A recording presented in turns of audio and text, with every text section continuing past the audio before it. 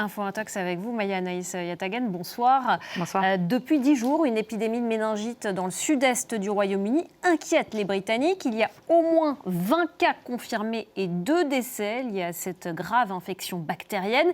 Et selon des internautes, l'épidémie aurait traversé la Manche et menacerait désormais les Français. Dites-nous en plus.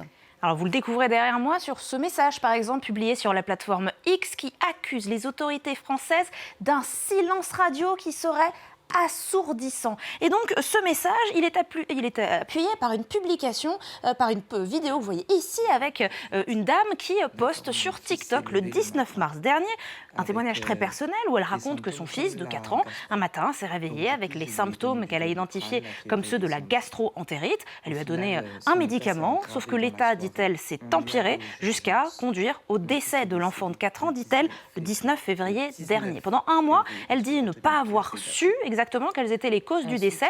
Elles ont fini par être révélées, selon elle toujours, par le laboratoire. Il s'agirait, un mois plus tard, de méningite. Alors pour elle, les deux situations sont liées. Elle affirme que la méningite tue des enfants en France et dans un deuxième temps que les autorités françaises seraient en train de mentir quand elles affirment qu'il n'y aurait qu'un seul cas en France lié à l'épidémie de méningite qui sévit actuellement au Royaume-Uni. Alors dans les commentaires, les internautes paniquent, s'inquiètent d'un éventuel confinement, sauf que, vous vous souvenez des dates, je vous l'ai dit, le décès il aurait lieu le 19 février dernier, sauf qu'on peut regarder les informations officielles publiées par le gouvernement britannique sur cette épidémie qui donc a débuté dans le Kent, et ça, ça a été le résultat d'une soirée, ou de plusieurs soirées en tout cas, dans un nightclub, dans une boîte de nuit entre le 5 et le 7 mars. Donc le cas décrit par cette jeune mère, il n'est pas lié à la situation outre-Manche, et puis il n'est absolument pas une preuve que l'épidémie serait en train de se propager jusque dans l'Hexagone. Mais passé ce terrible témoignage personnel, est-ce qu'il y a actuellement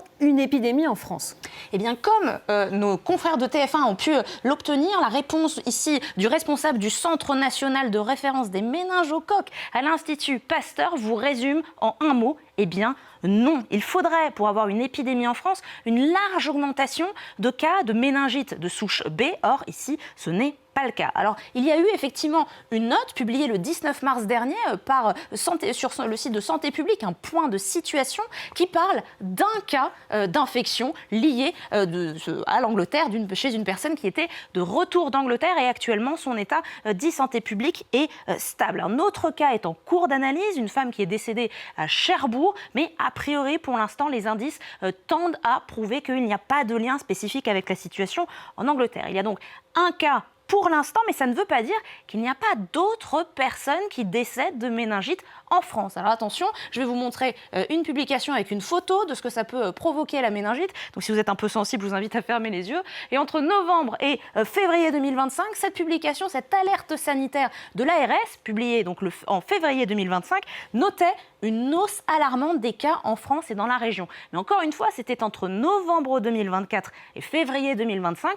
On est désormais en 2026 et les experts nous disent que mécaniquement, en 2026, ils observent moins de cas actuellement de méningite qu'en début 2025. Alors c'est vrai que cette maladie, elle peut faire peur. Vous voyez ici à droite les différents symptômes en fonction de votre âge. Et puis à gauche, vous voyez aussi les chiffres de ces méningites bactériennes aiguës. 2,5 millions de cas par an dans le monde, 500 à 600 cas par an en général en France, avec 10% de décès environ, parce que la méningite bactérienne, c'est sa forme la plus dangereuse. Et 20% des personnes qui la contractent vont malheureusement développer des complications à long terme, comme par exemple la surdité. Alors comment elle se transmet cette maladie ? Par les sécrétions respiratoires ou encore la salive au cours de contacts rapprochés et prolongés. Mais cette maladie, elle n'est pas aussi contagieuse que par exemple le Covid-19 ou encore la rougeole.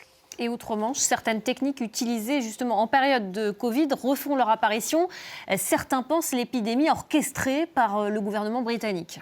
Exactement, à l'image de cette publication repérée par nos collègues de NewsGuard. Elle a été postée le 17 mars dernier et cette personne affirme que les planificateurs de pandémie auraient à nouveau sévi, qu'ils auraient simulé une épidémie de méningite dès 2025. Et donc cette publication poste un article de la BBC et ajoute cette capture d'écran qui est censée révéler au monde une opération avec un nom de code Pégase, sauf que ce serait vraiment le complot le plus nul du monde, étant donné que l'opération Pégase, eh bien, tous les détails sont sur le site du Parlement britannique. Qu'est-ce qui se passait en 2025 ? C'était une simulation, oui, mais pour savoir si le Royaume-Uni était capable de faire face à une éventuelle pandémie impliquant, dans ce cas de simulation, dans cet exercice, un virus fictif venant d'une île fictive. Alors oui, un virus peut potentiellement provoquer une méningite, au sens une infection des méninges ou encore de la moelle épinière, mais dans le cas présent de ce qui se passe à l'origine dans le Kent, eh bien, il s'agit d'une méningite bactérienne et non virale. Donc non, le Royaume-Uni et le Parlement britannique n'a pas créé ou peut préparer une telle épidémie de méningite. Nous ne vivons pas dans une simulation. Et deuxième théorie aussi du complot qui sévit sur la plateforme X, ce serait celle selon laquelle Keir Starmer, le Premier ministre britannique, prévoirait un confinement pour annuler les élections en mai prochain. Là aussi, aucune annonce de ce tel, aucune prévision, nous dit le 10 Downing Street, sans compter qu'un confinement pour faire face à une telle épidémie serait vraiment un peu absurde, étant donné que, je vous l'ai déjà dit, la méningite, elle se propage par contact étroit et prolongé. Merci beaucoup, Maï-Anaïs Yattagay.